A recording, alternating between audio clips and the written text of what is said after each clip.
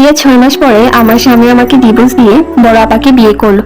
লাল বেনারসিতে আবার হাস্যোজ্জ্বল মুখখানা দেখে আমি অবাক হতে ভুলে গেলাম। আপা কি করে পারলো আমার সংসার ভাঙতে? কি দোষ করেছিলাম আমি? হঠাৎই বলা নেই কওয়া নেই আমার স্বামী আমাকে ডিভোর্স দিয়ে দেন। তার এমন কারণ আমি তখন খুঁজে পাইনি, কিন্তু এখন বুঝতে পারছি নিজ হাতে বড় আপা আমার সংসারটা ভেঙে ফেললো।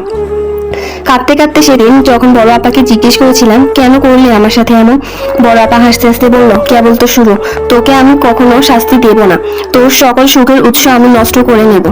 আমি বেঁচে থাকতে তুই কখনো সুখের মুখ দেখবি না। কথাগুলো বলে বড় আপা চলে গেল, আর আমি চিৎকার করে কাঁদতে লাগলাম। ছোট থেকেই বড় আপা কোনো এক অজানা কারণে আমাকে পছন্দ করতো না। আমার খেলনা ভেঙে ফেলতো, বই খাতা ফেলে দিত, কখনো কখনো মা বাসায় না থাকলে প্রচুর মারতো, আর ভয় দেখাতো মা বাসায় এলে কিছু যাতে না বললে আরো মারবে। আমি ভয় কিছু বলতাম না। এভাবে দিন যাচ্ছিল। বয়স হওয়ার পরও বড় আপা বিয়ে করতে চায়নি, বলতো আমাকে আগে বিয়ে দেওয়ার জন্য। বড় আপা জেদের কাছে হার মেনে বাবা মাও আমাকে আগে বিয়ে দিয়ে দেন। ইউনিভার্সিটিতে পড়ার সময় আমার সাইফুলের সাথে প্রেম হয়। সাইফুল আমার থেকে 5 বছরের বড় ছিল। ওর পড়াশোনা শেষ, চাকরি করছি। আমার পড়াশোনা শেষে আমার বিয়ে করার সিদ্ধান্ত নিয়েছিলাম। বাবা মাও আমার পছন্দের মূল্য দিয়ে সাইফুলের সাথে আমার বিয়ে দিয়ে দেন। আমাদের দিন ভালোই যাচ্ছিল, কিন্তু হঠাৎই সাইফুলের আচরণে অস্বাভাবিক পরিবর্তন দেখেছিলাম। ও আমাকে আগের মতো ভালোবাসতো না, আর একদিন তো কিছু না বলেই ডিভোর্সই দিয়ে দিল। আমি এর কারণ জিজ্ঞেস করলেও উত্তর পাইনি, তবে এখন আমার মনে হয় এটার উত্তর আমি পেয়ে গেছি। মা আপাকে চিরজীবনের জন্য ত্যায্য করছে, সে আর এই বাড়িতে আসতে পারবে না। তাতেও কি আমার কষ্ট কমবে?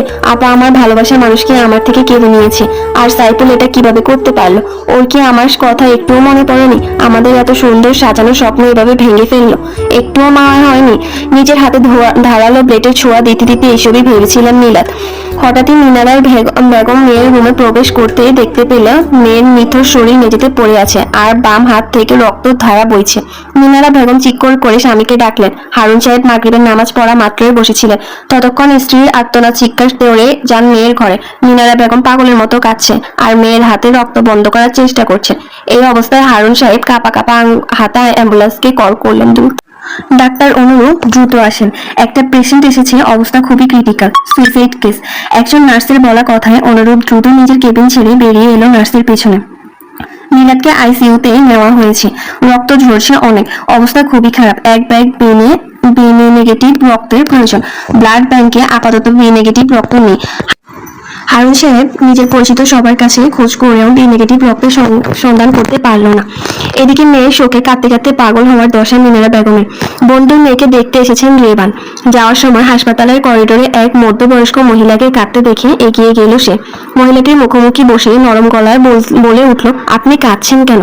মিনারা বেগম চোখ তুলে চাইল ঠিকই, কিন্তু কান্নার দমকে কথা বলতে পারছেন না। তখনই দুশ্চিন্তা গলায় পেছন থেকে হারুন সাহেব বলে উঠল, কোথাও পাচ্ছি না, কোথাও না, এখন কি করবো আমি? ওনার কথা শুনে মিনারা বেগমের কান্নার বেগ আরো বেড়ে গেল। রেবান উঠে গিয়ে হারুন সাহেবের সামনে দাঁড়িয়ে বলল, কি হয়েছে আপনাদের? হারুন সাহেব মিনারের মেয়েকে বাঁচানো যাবে না বলতে কেঁদে ফেললেন তিনি। রেবান সান্ত্বনার স্বরে বললেন, আঙ্কেল আপনি শান্ত হন, আমার বি নেগেটিভ রক্ত, আমি রক্ত দিতে পারবো। গল্পের মতোই কিছু রঙিন জিনিস তোমার অপেক্ষায় আছে এখানে। রেবানের কথা শুনে স্বামী স্ত্রী দুজনের মধ্যে আশার আলো ফুটে উঠলো। অবশেষে রক্ত জোগাড় করা গেল। রক্ত দেওয়ার শেষে রেবান যখন চলে যাচ্ছিল, তখন মিনার বেগম ওর হাত ধরে বলল, বাবা তুমি না থাকলে হয়তো আমার মেয়েটাকে বাঁচাতে পারতাম।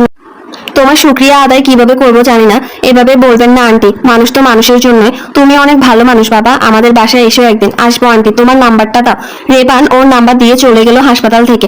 মিলাদ এখনো আউট অফ ডেঞ্জার, যদিও জ্ঞান ফেরেনি তো এখনো, তবুও ডাক্তার অনুরূপ এখনো বাসায় যাননি। সকালে চেক আপটা করেই তবেই যাবে। মায়ের মুখ থেকে মিলাদের কথা শুনে আনন্দ হলো চৈতি, এটাই তো চেয়েছিল সে, তবে মরেনি বলে আফসোস হচ্ছে। অবশ্য এত তাড়াতাড়ি মরলে খেলা জমবে না, তিলে তিলে শেষ করবে ওকে। এসব ভেবে পৈচিক হাসি হাসলো চৈতি। এর মধ্যে কলিং বেল বাজলো। বিরক্ত হলো চৈতি, নিশ্চয়ই সাইফুল এসেছে। এই লোকটাকে একদমই সহ্য হয় না ওর, শুধুমাত্র মিলাতে জীবনটা নরক বানানোর জন্যই বিয়েটা করেছে সে। দরজা খুলে কড়া ভাষায় কিছু বললে তার আগে দেখলো সাইফুলের সাথে আরেকজনকে। ছেলেটা দেখে ভালো লাগলো চৈতি, এত সুন্দর ছেলে সদাচর কমই দেখা যায়। সাইফুল ছেলেটার পরিচয় বলল, ও হচ্ছে রেবান, আমার বন্ধু, একটা কাজে এসেছে চট্টগ্রাম থেকে, এখানে থাকবে কিছুদিন। চৈতি হেসে স্বাগতম জানানো, আর মনে মনে পুলকিত হলো। আমার এই আজকের গল্পটি যদি ভালো লেগে থাকে এবং নিত্য নতুন গল্প শোনার জন্য আমার পেজটি অবশ্যই আপনারা ফলো দিয়ে পাশে থাকবেন।